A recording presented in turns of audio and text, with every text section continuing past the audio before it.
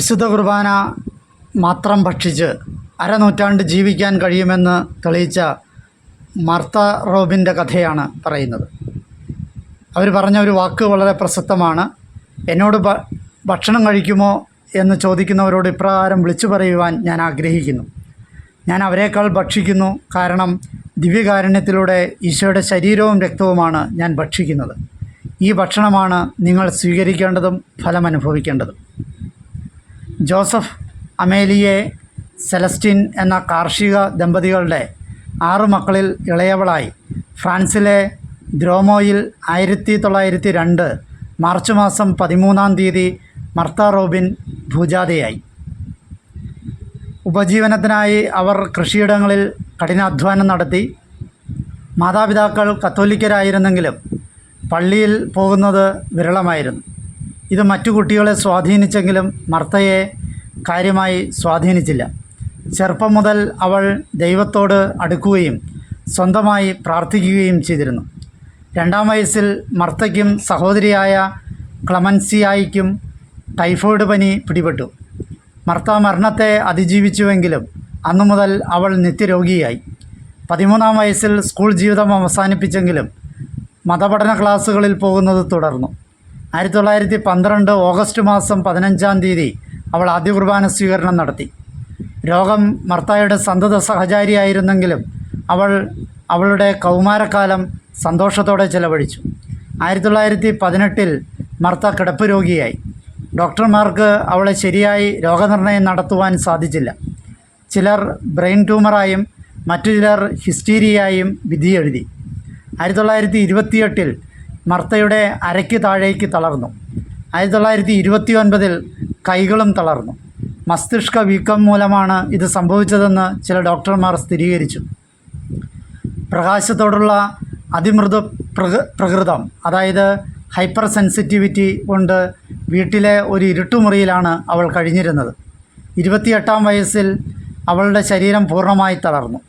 അതിനു മുമ്പ് വരെ തള്ളവിരലും ചൂണ്ടുവിരലും ഉപയോഗിച്ച് കൊന്തമണികൾ ചലിപ്പിച്ചിരുന്നു.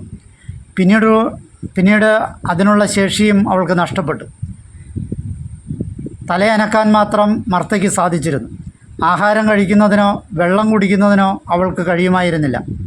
ഡോക്ടർമാർ നിർബന്ധപൂർവം വെള്ളം കൊടുത്തിരുന്നുവെങ്കിലും മൂക്കിലൂടെ ഉടൻ തന്നെ അവ പുറത്തു വന്നിരുന്നു. വിശുദ്ധ കുർബാന ഉൾക്കൊണ്ടാൽ മാത്രം മാർത്തയ്ക്ക് ബുദ്ധിമുട്ടൊന്നും ഇല്ലായിരുന്നു. മാർത്തയുടെ രോഗത്തിൻ്റെ പ്രാരംഭദശയിൽ പരിശുദ്ധ കന്യകാമറിയം അവൾക്ക് പ്രത്യക്ഷപ്പെടുകയും ആശ്വസിപ്പിക്കുകയും ചെയ്തിരുന്നു. 1928-ൽ ക്രിസ്തു അവൾക്ക് പ്രത്യക്ഷപ്പെട്ടതായി സാക്ഷ്യപ്പെടുത്തുന്നു. ക്രിസ്തുവിൻ്റെ ഈ പ്രത്യക്ഷപ്പെടൽ മാർത്തയുടെ ജീവിതത്തെ മാറ്റിമറിച്ചു. ദൈവത്തിനായി സമ്പൂർണ്ണമായി സമർപ്പിക്കുവാൻ അവൾ തുടങ്ങിയത് അന്നു മുതലാണ്. അവളുടെ സഹനങ്ങൾ ക്രിസ്തുവിനോടുള്ള ഐക്യത്തിൽ പ്രാർത്ഥനയോടും സ്നേഹത്തോടും കൂടെ സമർപ്പിക്കുവാൻ ആരംഭിച്ചു. സഹനങ്ങൾ അവൾക്ക് ക്രിസ്തുവിൻ്റെ പീഡാസഹനങ്ങൾ ജീവിത കേന്ദ്രമാക്കുവാനും പരിശുദ്ധ മറിയത്തോട് കൂടുതൽ അടുക്കുവാനും സഹായിച്ചു. 1930 മുതൽ ദിവ്യകാരുണ്യത്തിലെ ഈശോ ആയിരുന്നു മാർത്തയുടെ ഏക ജീവസന്ധാരണ ഉപാധി. മറ്റൊരു ഭക്ഷണപാനീയങ്ങളും അവളുടെ അധരങ്ങൾ ഉൾക്കൊണ്ടിരുന്നില്ല. വെള്ളിയാഴ്ചകളിൽ ദിവ്യകാരുണ്യം സ്വീകരിക്കുമ്പോൾ ക്രിസ്തുവിൻ്റെ പീഡാസഹനം അവൾ പുനർജീവിക്കുകയായിരുന്നു. ആദ്യം അത് ആത്മീയമായിരുന്നു, എങ്കിലും പിന്നീടത് ദൃശ്യമാകാൻ തുടങ്ങി. പഞ്ചക്ഷതമെന്ന അമൂല്യദാനം ദൈവം അവൾക്ക് നൽകിയിരുന്നു.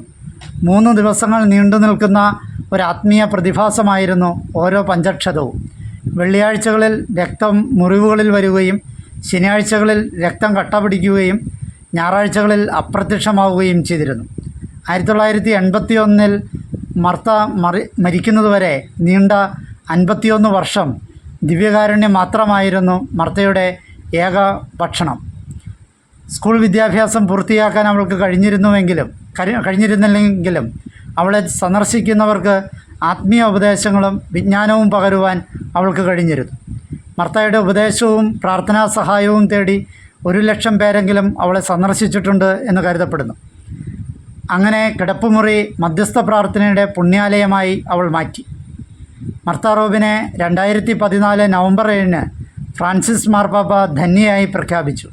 പ്രതിദിനം ഏകദേശം 40,000 ജനങ്ങൾ ഇന്ന് അവളുടെ സഹനമുറി സന്ദർശിക്കുകയും പ്രാർത്ഥിക്കുകയും ചെയ്തു വരുന്നു.